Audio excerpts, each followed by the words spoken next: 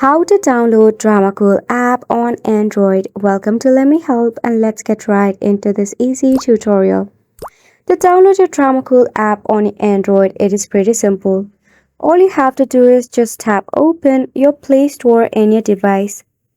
In the search bar, search for Dramacool. You'll find similar applications to it, but select on Dramacool K-Drama HD, which is by Von NG Entertainment. So go ahead and select out for this particular app and click on the install button. Mind it might take a while depending upon your Wi-Fi speed, so be very patient with it. Tap open your application once it is installed. And yes, you don't have the hassle to log in into an account. Here you will find latest movies, TV series, K-dramas, and more.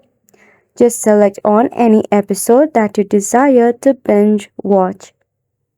You can also select a server of your preference. Then just tap on the play button.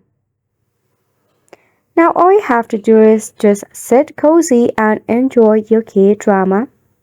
And it's a wrap for the video as well. Thank you so much for tuning in.